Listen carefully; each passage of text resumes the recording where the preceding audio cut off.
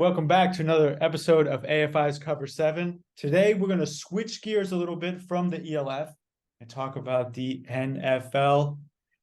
Daniel, I know you're a big NFL fan. The Hall of Fame game is this Thursday. Who do you got, Jets or Browns?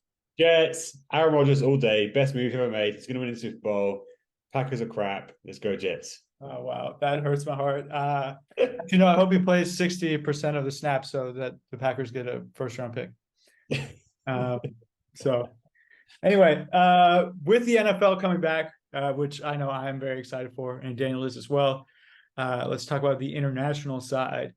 Last year, we saw two international players play in the Hall of Fame game. Unfortunately, none this year, unless I'm forgetting about a punter from down under. Forgive me. But the NFL IPP program will be on display again this preseason with the large new class. Daniel, what can you tell us about the program and about the 8 guys that will be competing this preseason? Yeah, so just rewind it a bit. I mean, the program started in 2017. It's quite old. It's taken a few different routes, a few different iterations. And now it's basically expanded a lot into this kind of like international scouting program where guys from all over the world come to London, do a combine, and in Mexico as well, in South America, or Central America rather, come to London mostly, do a combine. And the best athletes get placed onto teams after a intensive training camp, either in Florida at AMG Academy this year. Last year was in Ohio and offensive linemen's clinic. So yeah, it just changes, but it's about getting the best players around the world, or best athletes rather, and putting them onto NFL teams. Each year, a different conference gets each division. Sorry, a different division gets allocated a number of players, 4 players onto each team. Obviously, this year there were 8 players from that international pool that were placed on to 8 teams. Now, every team in the NFL since the IPP's beginning has had a international player. Some of those players have gone on to do relatively interesting things. Some of them have gone on to do not a lot. But the biggest change from last year was the amount of Nigerian athletes that came through the program. If any of you know that Otu Manura, former New York Giants defensive end, Super Bowl winner, he's obviously Nigerian. And he started something called NFL Africa, which is to celebrate the heritage of African players in the NFL. And as part of that, he ran a few camps in West Africa, in Ghana, in Nigeria, and just tried to find all the best athletes that he could. And because of that effort, a lot of the players coming from IPP now are coming from Nigeria. You get these large men, 6'10", like, former basketball players just coming through the program. Amazing measurables. I haven't played football before though, which is different from in previous years where we focused more on European players and maybe guys from East Asia as well. But maybe their measurables weren't as impressive. They were good football players, good European football players, but the measurables weren't as impressive. So I think we've seen that mix now. And last year we saw 13 Nigerians come to the IPP program, which was the biggest representative of any country in the world at the IPP. And 6 of those, I believe, how many of those got placed? 6, I think. 6 of those got placed on teams this year. So that's a kind of a rundown of IPP. But yeah, really cool things that are happening for those Nigerian athletes, despite next to no football experience. Yeah, very exciting what's happening in Africa with the development of the sport, and obviously the athletes coming out of there are really exciting, really promising. I know this preseason, as a Packers fan, I'm very excited to see Kenneth Duwewu do his thing, number 56 from educational basketball. I hope he gets some burn out there. I'll be watching him as well as the other international guys on the scene. So obviously Nigeria took the spotlight last year, but in the past we've seen some guys from the ELF make the jump, some guys from British university leagues, some guys from the German league, some handball players, some guys that have never touched a football that were playing rugby or track or whatever. As part of the NFL's IPP's growth, one of these scouts that's been moved to the program is Mark Dulgerian, and he is starting sort of an unprecedented European tour. He'll be visiting London, Paris, Munich, and Vienna and Vasa, Finland, to work out potential NFL IPP players to kind of just verify their traits, see if they have what it takes to make the NFL before, of course, the combine that we know well in October. Daniel, you have your eyes on the ELF, the GFL, the Italian Football League. Are there any young guys that sort of might make that jump, maybe are going to work out with Mark this week? Yeah, I mean, London is always going to be a hotspot for talent. Outside of American football, almost certainly there's track guys, football guys, rugby guys, a lot of high class athletes here. So I'm sure he's done a lot of sourcing of his own and found some good guys. But a city that jumps out to me is Vienna. Two guys who I know, one of them I played with previously. One of them I didn't play with, Florian Bierbammer, from Austria. He was with the Graz Giants previously. He's now with the Vienna Vikings. 24 years old, 6'5", 250, around that. Great speed and movement skills for someone of his size. I'm sure he has got an invite. There's no way he's been left off the list, and he's killing it as well. He had a breakout season last year in Elf, but he suffered some injuries. This year he's back and he's doing well. Another guy is Destiny Idiahi. I'm sorry, Destiny. I played with you and I've messed up your surname, but great guy anyway. But absolute beast. About 6'4", like 270, 280. He's a big boy and he's got some movement skills. He's got a lot of aggression as well. Got a high motor for someone of his size. So I'm sure those two guys we're going to see at the combine, or the workouts rather. Absolutely. Yeah, there's a few good young names in the ELF. One guy that comes to mind is Tomiya Oyewu, excuse me, from Ireland, running back for Munich Ravens, having a fantastic season. He's kind of in the hunt for the rushing title at the moment. So I believe he's only 21 years old, really young guy that has shown some athletic traits that NFL might be looking for. But with that being said, we're really excited to hear what Mark says. He breaks it down exactly what the IPP is looking for, not only of the football players, but of handball, of soccer, of anyone that might have the goods. And he talks about how the program is now being seen in a bigger light. More people are approaching him about potential ideas for the program. So let's hear it from the source itself and get to the interview. I thought we could just start with a little background. Mark, do you mind telling me about kind of how you got into football and especially such a unique role? Yeah, I mean, I've been in football since I was in college. I went to San Diego State, and I actually worked for the football team there as a coach's assistant and kind of just doing everything for the football team there. It was one of the reasons I picked San Diego State. They had a Division I football program, and it's in San Diego. And it was a couple hours down from where I grew up in Los Angeles.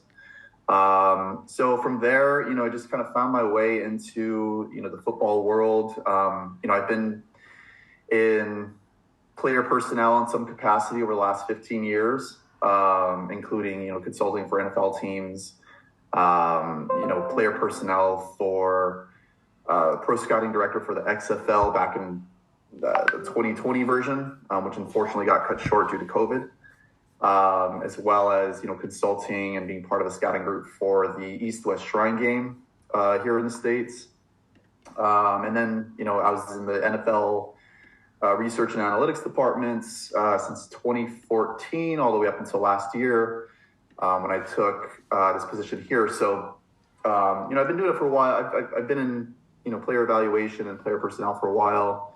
And when I first started, I always had this vision of, or what I always kind of wanted to work toward was really what I'm doing right now, international scouting. I always refer back to this story. I was just out of college, just living with a bunch of dudes. And one guy, he went to, I think it was in Nairobi in Africa, to an orphanage. And he's doing some work down there. And one of the days that they had down there, they did like a kind of an Olympic event type of deal, and he was showing me footage of it when he came back. And there was this guy. So they set up a high jump, and usually in the high jump they have the pole that you have to clear, and then you land on the big cushion.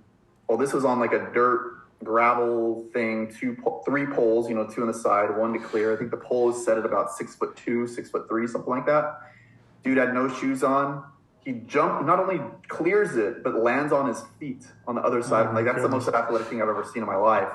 And then I just started thinking, how many other kids or people out there are there like this that just, they're just trying to survive day to day. They're not thinking about working toward a college scholarship or playing professional sports. They're just trying to eat. They're trying to find the meal for the day. So that just got me thinking, and there's got to be, it just makes sense, right? It's a numbers game. There's got to be great athletes around the world that just haven't been discovered or haven't had the means to play any sports. So anyway, I found when I started with the NFL, I had heard about the IPP. I started with the NFL in 2014, working with the NFL in the Research and Analytics Department. And I got in contact with a person who's formerly head of the program, Damani Leach, who's now a president for the Denver Broncos, and said, how do I become a part of this? And so, he was open to kind of get those wheels started, being part of the NFL family, and then eventually was able to connect with, James and Will, and here I am. Very cool, very cool. So as you were coming from the States and getting your feet wet in scouting internationally, what surprised you the most when you started to look for talent abroad? Yeah, I think the number one thing that surprised me was how much football is being played overseas. At a relatively, at a higher level than I expected. I'd heard about the German Football League. It's been around for a while. Obviously, there was NFL Europe back in the day, and I knew that kind of turned into some other things, but I'm just surprised at how many leagues there are and just how many organizations there are out there. That was the number one thing. Is I knew about the interest, the NFL interest. Obviously, we play, NFL started to play games out there the last decade or so. There's a ton of interest that we see the numbers and ticket sales and all that, but really to see how many organized football leagues there are in existence, particularly in Europe, has been the most surprising for sure. And this is the second group you're scouting, correct? This year? That's right. That's okay. Right. So I started early last August. So by that point, we were kind of prepping for the combine. So this was kind of the first full cycle scouting for me with the IPP. Yeah, and speaking of, you're having a little European tour I've seen. Can you tell me a little bit about it? Where are you stopping, and what's the point of the tour? Yeah, no, it's kind of a no-brainer for us. For us to kind of it's kind of a pre-qualifier tour.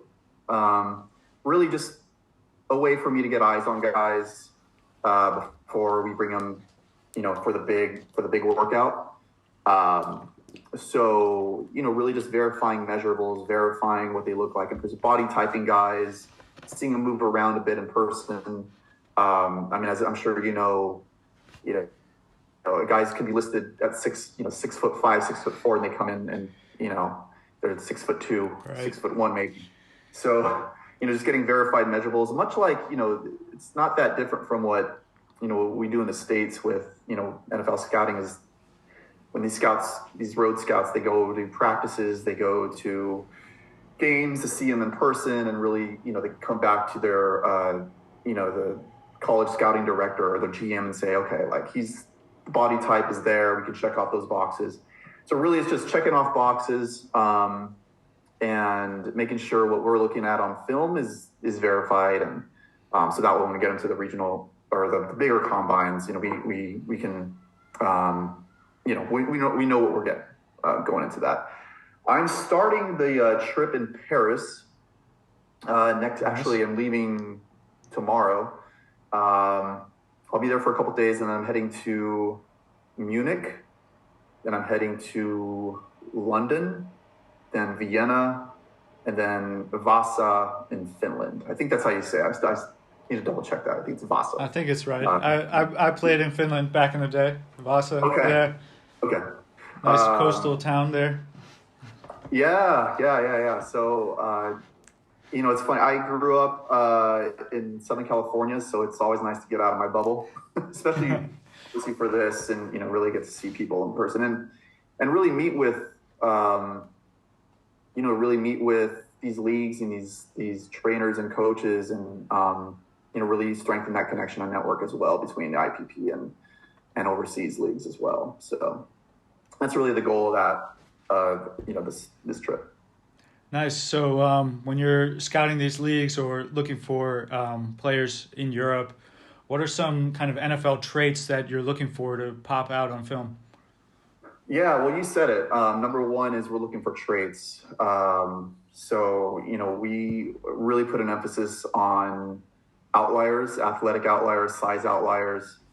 So usually number one, if we get a recommendation from a guy or, we get film from a guy, like we want to know what their measurables are. Just, we got to meet the baseline stuff, right? So as far as traits go, it's the length, the coordination, just the movement skills, explosiveness, term we use like twitchiness. Now, I mean, we tend to lean toward looking at the bigger guys, the kind of the lineman types, the edge rusher types. But that isn't to say that we ignore others. If there's a guy that we think would be a great tight end, we'll look at him. If there's even, a skill guy who we think has elite speed, elite athletic traits. We look at like Marcel Dabo a few years ago, like, a guy like that who just really checks off a lot of NFL boxes. He's not a 4-2 guy, but he's explosive, and he has the build and everything. So we're not ignoring those, but we've just found that the bigger body types, they tend to translate a little bit better to the NFL game coming from international. You can't teach size, right? What's that? I said you can't teach size. Exactly. The poster boy for that is Jordan Mailata, which obviously is rare, but it's a big world, man. Like, there's got to be some other ones. For sure. Just, don't know where don't know what they're doing right now, but he's not the first one built like that. He won't be the last one. So since you joined last year, how do you feel the program has developed? Obviously, last year we saw them jump from 4 allocated athletes to 8. Kind of how do you see the program continuing in the future? Yeah, I think there's a ton of interest just growing from NFL circles and GMs, and we have close connections with them, obviously, and we receive a lot of their feedback as well. So I think the one thing that is we're constantly evolving in how we scout, what we're looking for, how to evaluate players more efficiently, especially with the big region that we have, which is the entire world. So just always, learning new ways to be more efficient and really target what we're looking for, maximize the time that we do have with the guys that we do bring in to work out. And part of that is, really being picky with the traits that we're looking at. But I think, like you said, like this last group was the first group that we allocated to 8 teams, or spanning 2 divisions.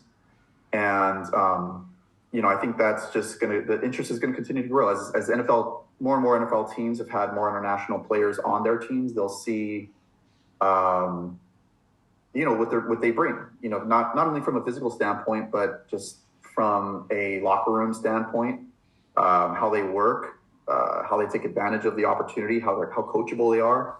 We had a really good group this last year.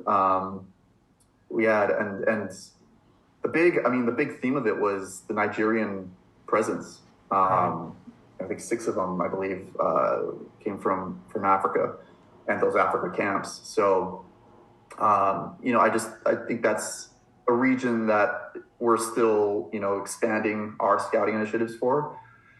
And I think that'll continue to grow.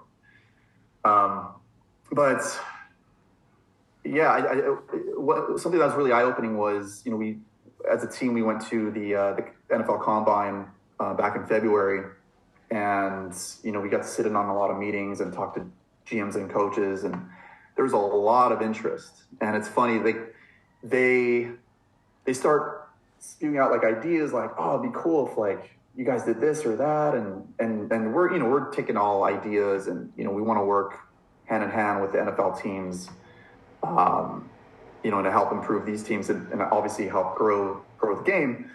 But the excitement level that they had, like, you know, have you looked into this type of athlete? Have you looked into this?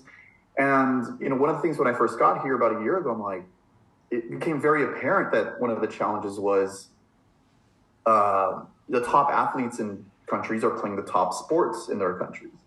So we have to look into crossover athletes. And the IPP's had success with crossover athletes, basketball, rugby, you know, so handball years ago. And so it just being more creative in where we expand our scouting net. And I think that's, you know, the infrastructure's there to develop their game enough to be able to contribute to the NFL game.